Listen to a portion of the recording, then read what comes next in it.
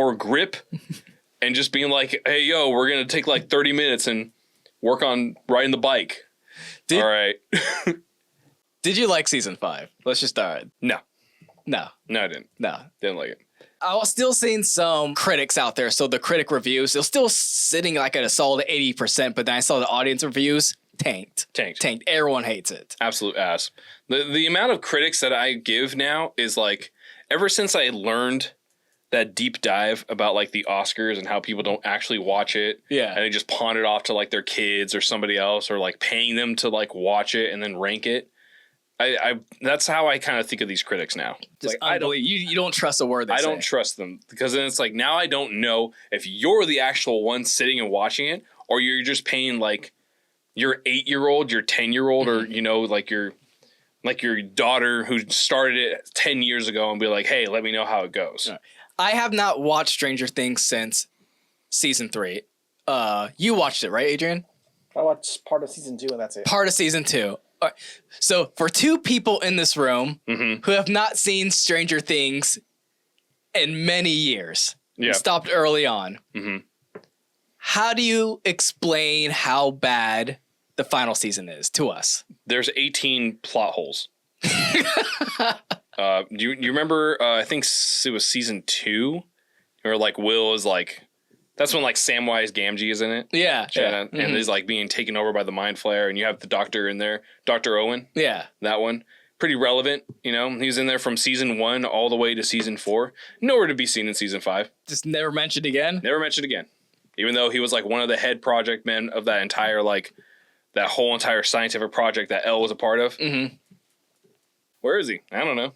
Literally, these are what most of the Duffer Brothers are answering to these questions. Just, I know. They're literally like, I don't know. Yeah, that's a possibility. Well, it's not like they actually had a game plan or an outline for the series. They were writing every new season as it went on. Which was stupid. That was stupid. And the fact that these are guys that are advocating for longer gaps between seasons. I don't get.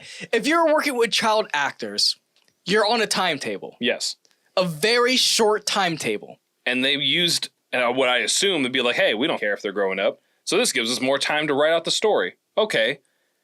They probably pissed away most of that writing money, partying it up. Yeah, I was going to say. And they're like, shit, Joe, we got to start filming in a month. Don't worry, we'll get something out of this. Let's crack this out. I wouldn't be surprised if they used ChatGPT and they were like, yo, that's solid. You know, we can kind of tweak it a little bit, but here's an outline.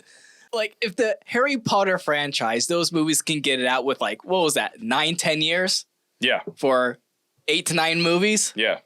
Why couldn't they do that for Stranger Things? Why was there such long pauses in between seasons? I don't get it. Probably because you had, like, at least a major studio, and then you have Netflix. But still, like, even Netflix wasn't like, hey, hurry this shit up.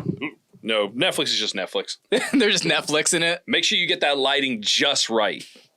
Perfect. Yo, where's that script? I don't know. We're working on it.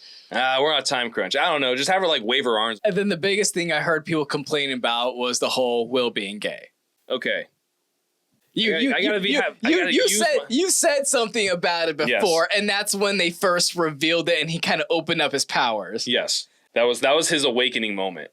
You know, that was the gay awakening of being like, yeah, I don't like, and then like using his, you know, the hand gesture is just like, though that's the way that it's set up, because it's like, I get what they were going for. And being like, hey, being your true self and believing in yourself, you know, not following in the belief of others, but like the only one that can really show you true potential is you. So it's like only you can be the one that can be in charge of your own destiny. Be like, okay, I get that. Hero awakening moment and having powers. Not to knock that special moment that you have in that coming out moment. Yeah. But it's like... It's a bad setup. It's a bad setup. Yeah. Because you're coming out at the time of the end of the world. We're on a fucking time crunch. Hopper's not here. He's already on his plan. Yeah. Right? And we need to move. And this is definitely got to be like a 2-hour session. 2-3 hour session. We don't have time for this. We ain't got time for all, like, I get it, but we ain't got time for all this. But I think in that moment, that moment was just done a little tasteless. Okay. I feel like that kind of deviated away from the story, and that could have been told a little bit better. You know, within the large gap of time they had between seasons, they could have wrote that a little bit better. Out of 10, what will you give the final season then for Stranger Things, season 5? Like a 4.5. Damn, that low? Out of 10. Yeah, that low. Worse than Game of Thrones? This made Game of Thrones, I feel like Thanos when it comes to Game of Thrones, when it comes to Stranger Things. Stranger Things has me feeling like Thanos, looking at Game of Thrones being like, perhaps I judged you too harshly. You know? It has me looking at it like that. It's like, you know what? Maybe it wasn't as bad as I thought. You know, it wasn't executed quite right, but you know what? You had to finish it. You had to finish it. Well, you guys heard from Mike. Season 5, Stranger Things. It's ass. 4 out of 10. 4 out of 10. 4 out of 10. Don't waste your time. And before we fully close out, Mike has those last end notes for you guys. Yes, as Anthony has mentioned, all the different ways you could be able to listen to us, including watching these episodes at the time they're recorded on YouTube at youtube.com/the REDBAND podcast. Videos usually come out every Friday. This one might come out a little bit later, just after New Year's, but other than that, you can be able to watch our previous episodes, where they all contain links to our Patreon accounts, where you can subscribe for more hidden content that we kind of leave out of the show. That'll give you a chance to be able to kind of get a little more connected to some, I'm going to say, uncut stuff or extended versions of these episodes. And of course, you can listen to us on Iheartradio, Spotify, and Apple Podcasts. Look for the Screaming Microphone. Consider subscribing, sharing with a friend, and hitting that notification button so that way you know when the next episode comes out. And yeah, that's all I got. All right, guys, you heard it from Mike. Please like, subscribe, and we'll see you next time.